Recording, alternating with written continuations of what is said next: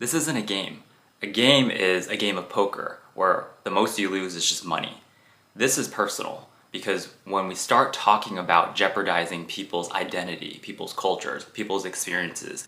Welcome to Coaching with Ricky. I'm Ricky. This video is dedicated to people who know what it feels like to be the only ones in the room. If that's not you, that's okay. You can keep scrolling. I posted this video about an experience I had during a leadership conversation around performance reviews. Specifically, I was pointing out that there was racial bias and gender bias happening in the room, and I raised those questions and concerns, and people felt very uncomfortable about it. I see comments like this all the time and hear about it from clients where people say, "Stop being a victim. Stop having a victim mentality." And when statements like this are being said, it's always focused on the person who is usually a person of color or in an underrepresented community. They're vocalizing and sharing their experiences. And yet the conversation very rarely focuses on the fact that there is a lack of accountability on the other end. Statements like this serve to shift the responsibility and accountability onto a minority person or onto people in underrepresented communities. And that's not their responsibility to absorb that. And yet we see this so often whenever conversations about racial bias or gender bias come up. The focus tends to be on that person in the minority group and dictating how they should feel or how they should speak or how they should react and behave or how they should think in this case. Another common statement around this is, "It's just a joke, stop taking it personally." Again, this is shifting the responsibility away from the person who may be behaving in a certain way that is biased or saying things that are biased and shifting that accountability and responsibility onto the person of color by saying you shouldn't take it that way because it wasn't intended that way.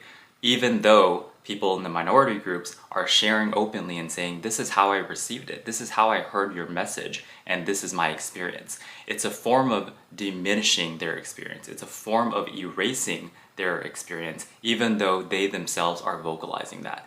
And I can't tell you how many times I have clients come to me and share similar experiences where they encounter this at work, and they're being told, "Well, you shouldn't have taken it personally," or "They didn't intend it that way. You just received it that way." And this is a form of gaslighting, to be honest. This is a form of telling someone, even though you're telling me this is how you experience this, or this is your personal experience, I'm telling you not to feel that way. I'm telling you that you shouldn't be thinking that way because that's not the case. That's not reality. That is a form of gaslighting because you're telling someone, especially someone from underrepresented communities, how they should think, how they should feel. And that is exactly the harm that we see and the repercussions of dominant groups compared to minority groups. Because society in general and the world in general is formed and designed to cater to the dominant group. That's the majority. And so when we talk about systems and processes that were set up in place in the workplace, as an example, paths to promotion, resources being available, all of those things were designed with the majority or dominant group in mind because that's what was prevalent and that's what was focused on. It wasn't designed to have the brown person or the black person in mind because they were part of the minority group. And so as a result, when those systems and processes were set up in place a long time ago, we see this disparity and this gap that people experience. And that translates to real daily experiences in the workplace where people of color may show up to the same job, doing the same work, but they experience things very differently because of the fact that their environment and the way that things were set up was not keeping them in mind and it wasn't designed for them. Or another favorite one is, "Stop pulling the race card," as if it's a game. This isn't a game. A game is a game of poker where the most you lose is just money.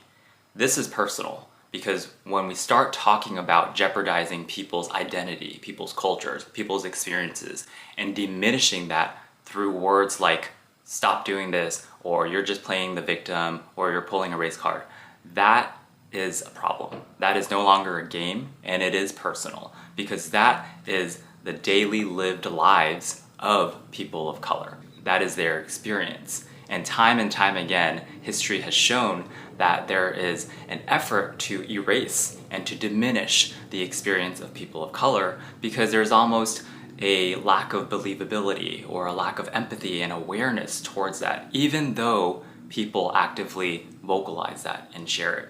And as I'm thinking about this, it really reminds me of why it feels so familiar whenever I see these comments come up.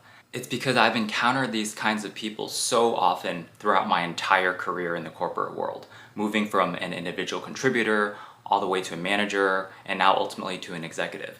These are the types of people that I've encountered where there's a lack of empathy and there's a lack of self-awareness because there wasn't ever a need for them to have to shift.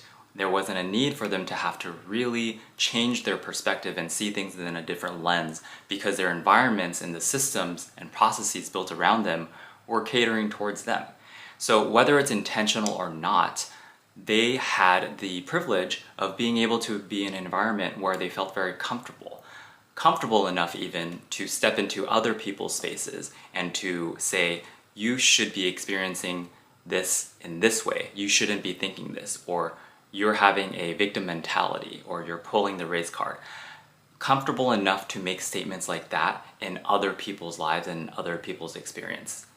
That is the definition of having privilege. And generally, there's a lack of accountability, especially when those bad behaviors of biases or skewed perspectives towards underrepresented communities are called out.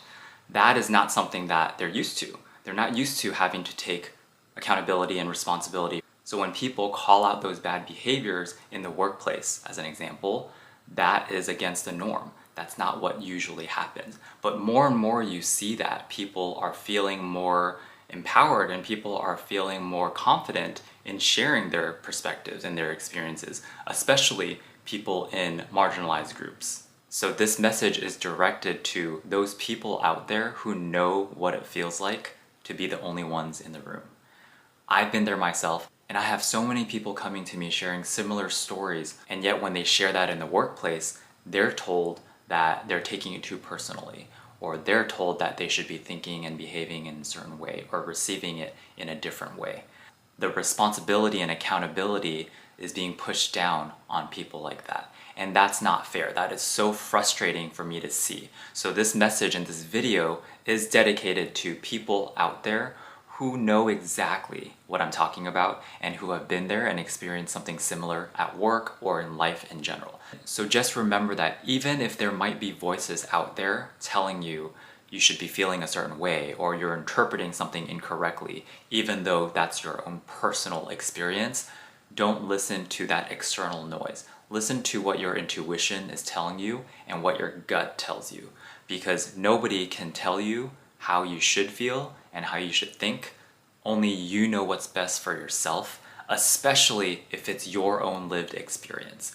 So just know that I see you and I understand you, and there's power in just knowing that you trust yourself and you trust your own intuition and how you experience things, and you don't let other voices and other words dictate how you should think or how you should feel.